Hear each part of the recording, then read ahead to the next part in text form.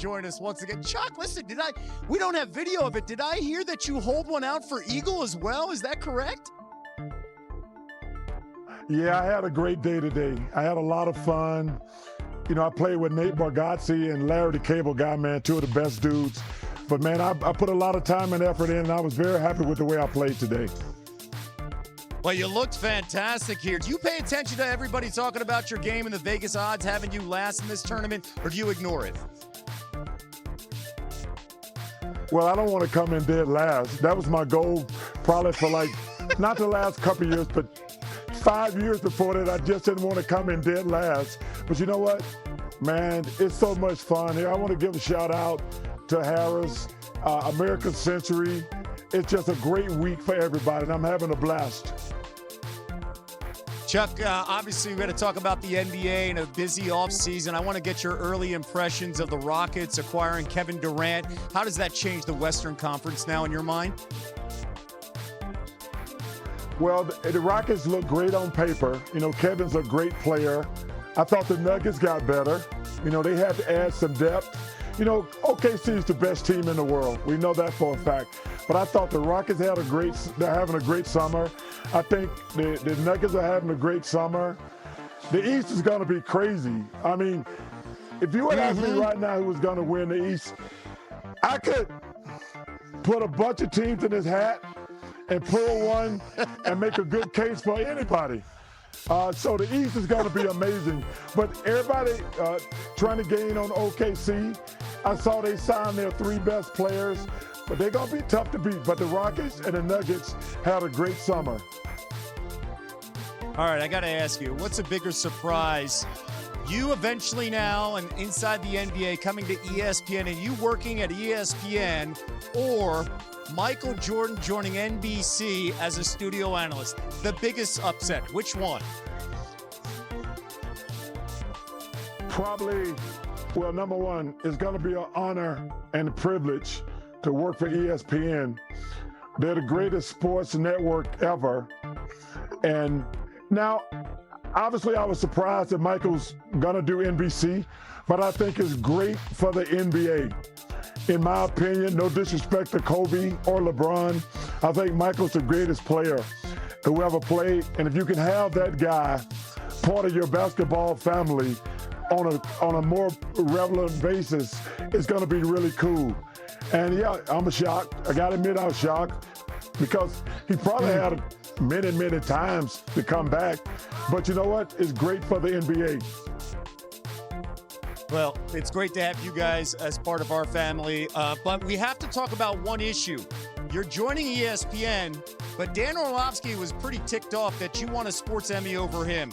Do you have anything to say to our guy Dan Orlovsky after you beat him out on a sports Emmy? Well, first of all, I want to say welcome back, Jay Harris, one of my favorite people at ESPN. Glad to have Jay back. Listen, Dan. Yes. Relax. You're going to win, Dan. I always send Dan texts. He does a fabulous job on NFL Live. I don't know why he's mad at me. I don't get a vote. He should be mad at the other people who voted for him. But you know what's crazy? I thought it was stupid. I thought it was stupid that we got paid a lot of money to talk about sports. Now I think it's even more stupid than giving us trophies. So, Dan, relax.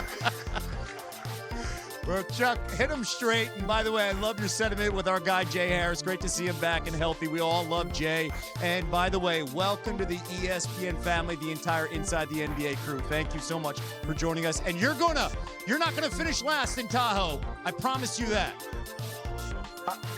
I promise you that. I'm honored to come work for ESPN. Thank you. Jonathan in Maryland's been hanging on. Phone lines are lit, by the way, which I think is awesome, since we all will be tomorrow. What's going on, Jonathan? What? Is this thing on? This is definitely on. You're in vacay mode. What's up, Jonathan?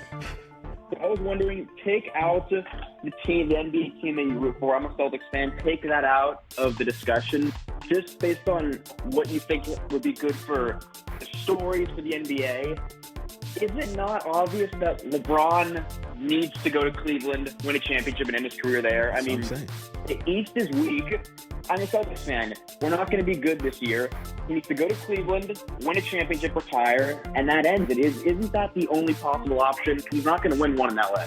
I said first of all, you know, I guess. I mean, if you're from Ohio, you know what I mean? It's perfect for them. If you're New York, what better way is than to go to New York, do it in the Mecca, and get the Knicks in the Canyon of Heroes? I mean, and suddenly he's a guy that that there's a meal that he won't ever purchase again.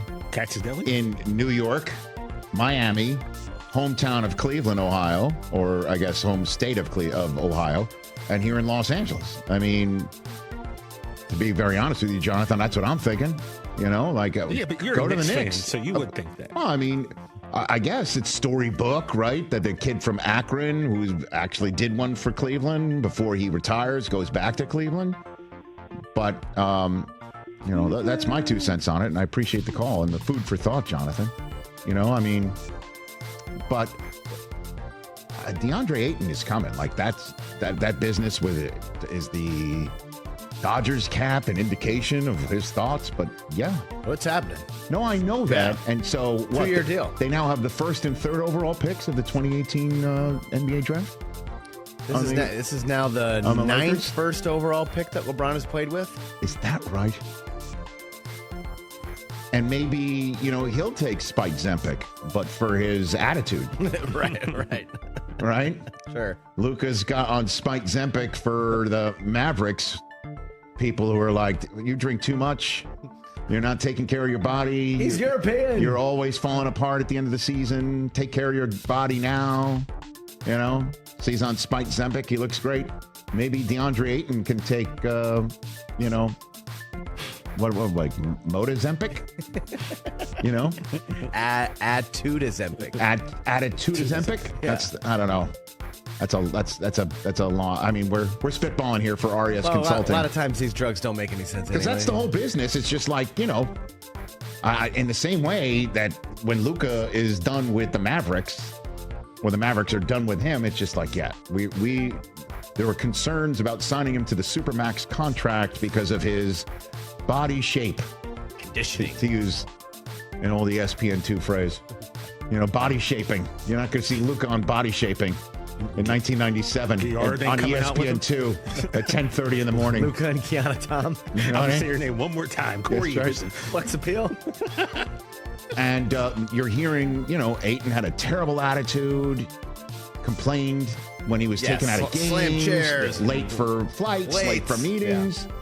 Brockman does that when we go to break sometimes, so that he slams chairs. So hear me out. Like my take. Let's say DeAndre Ayton plays to his capabilities. Okay. Can we just do this right? Sure. Him, Reeves,